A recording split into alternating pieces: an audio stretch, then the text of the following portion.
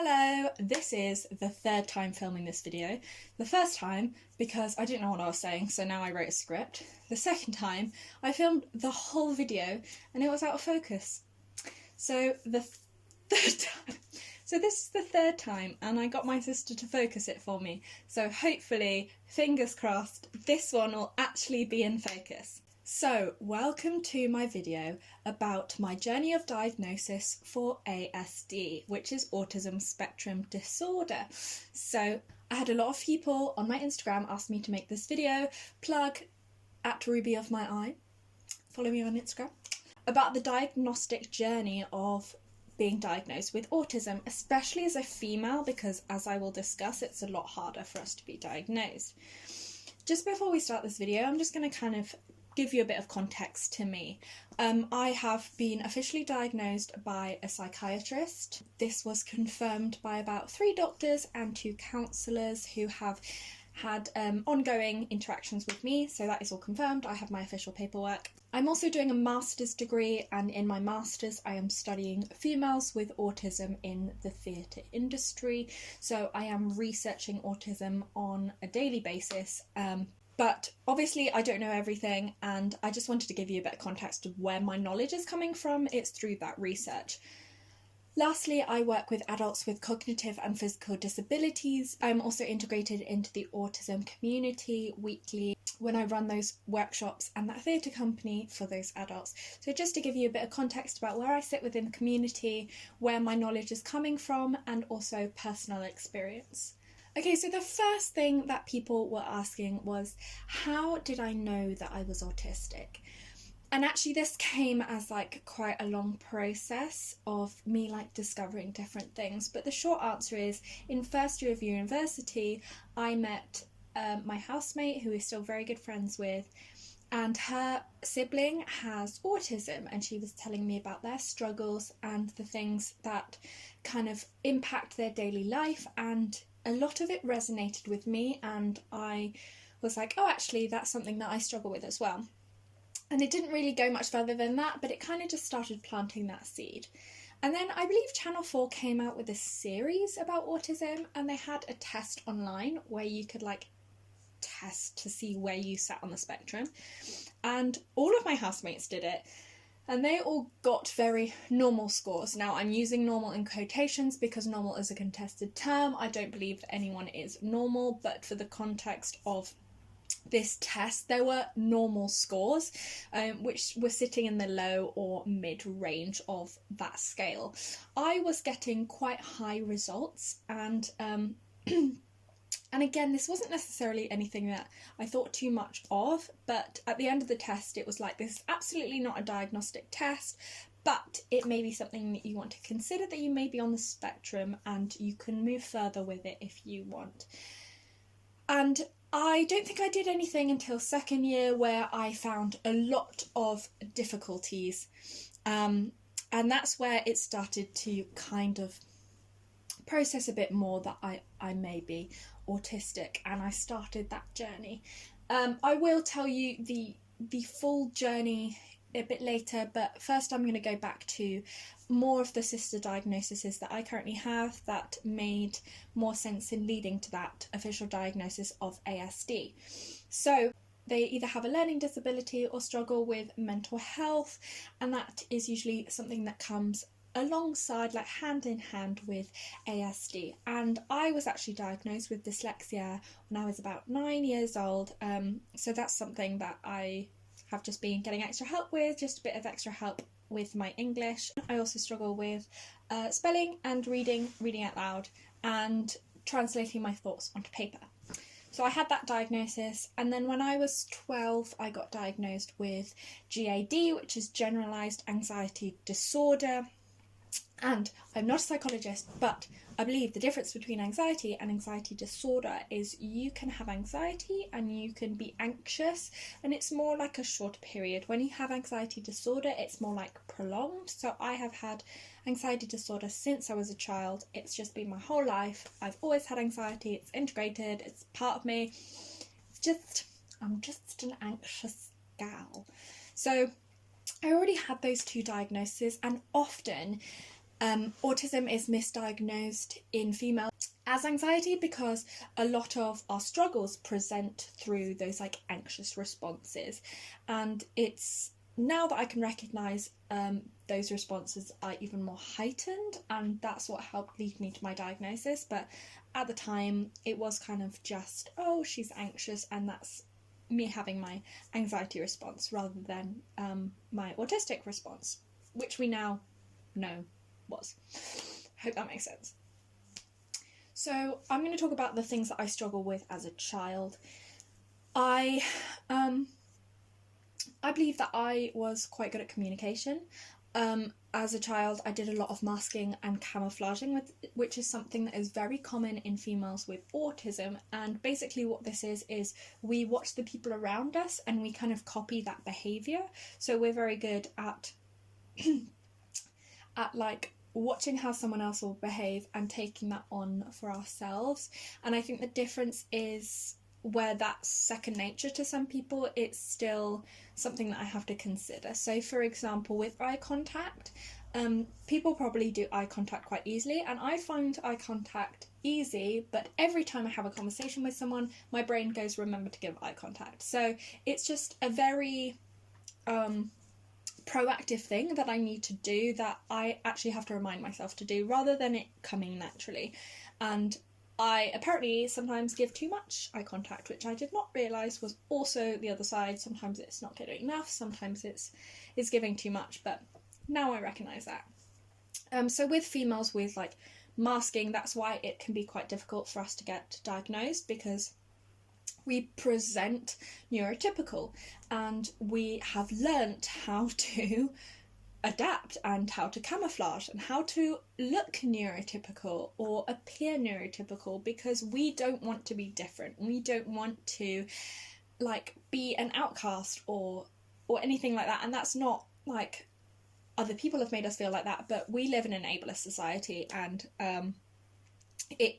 it's coming from a place of, until the world is kind of viewing disability on the same level as neurotypical, we are going to sit within that place of needing to hide our disability, and that's what females do over males. So I was very good at eye contact. I felt like I was quite empathetic. I'm very good at understanding other people's emotions. It's usually my own that I struggle with, of like recognising my emotions.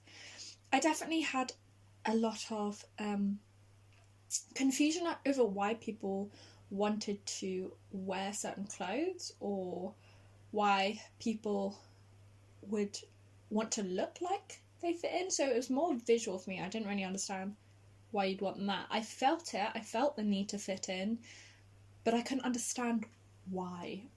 Didn't make sense to me. Had no idea. And I didn't really have many friends around tween age, like 9 to 13. But I had quite a few before then, and look at me with all my friends. I didn't.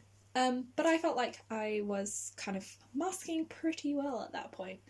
And then when I was a teenager, it kind of spiked, as a lot of mental health does. My anxiety got really bad. And then kind of coming into adult life, the things I struggle with are like eating regularly. I have huge issues with sensory. So sensory are my main ones.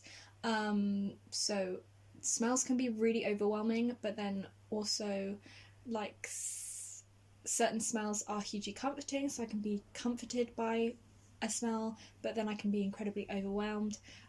Touch is really difficult for me. The way I describe it is like if you have a whole load of breadcrumbs in your bed and you're like snuggled down. That's what physical contact feels like to me. It's hugely uncomfortable. It's just there.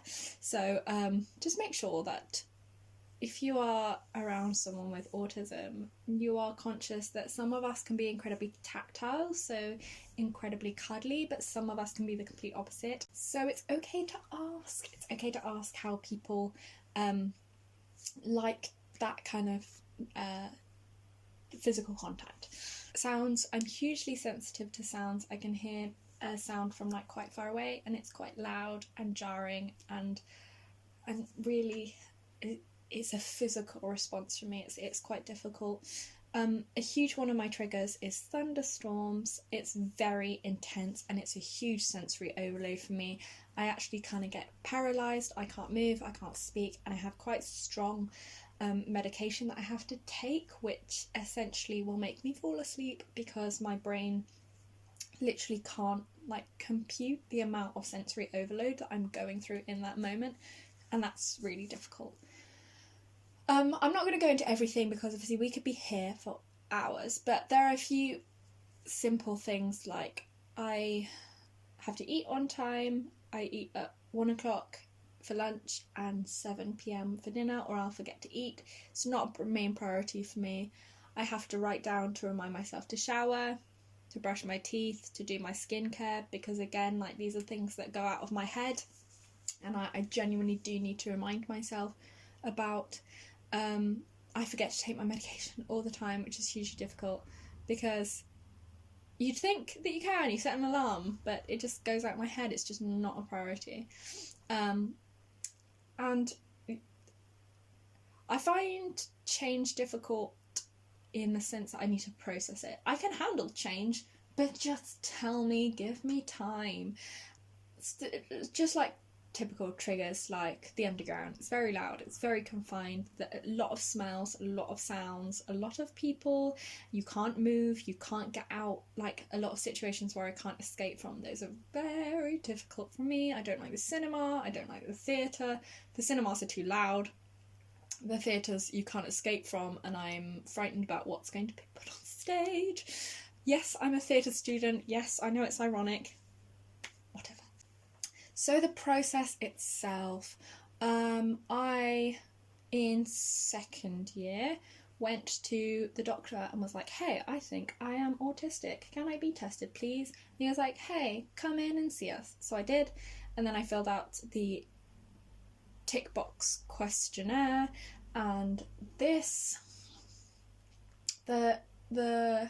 tick box that they use is from their research of males. There is beginning to have research about females coming out, but we are hugely under-researched, and so it's quite difficult because it presents, autism presents itself completely differently in males and females. So we are often really difficult to diagnose. And so this tick box is very male, symptom heavy, but I still managed to hit that score, which means, yes, you qualify for further testing. So I did that. I think it took a year to get a psychiatrist, and then I had my initial consultation. They hadn't sent out the paperwork. They hadn't told me that I needed to bring a family member with me, so that meant it was delayed. It was another 6 months until I finally got my paperwork, and I filled all that out. We're now moved into third year, where I had my appointment with my mum. It might have been fourth year, but I had that appointment, and then took 3 months to get the diagnosis, and then they didn't tell me for another 5 months. So they had diagnosed me and they didn't tell me, despite saying that they were going to support me and they were going to tell me places that I could go for further information. And I did not have a good experience in that particular centre. I felt like the doctor was very dismissive.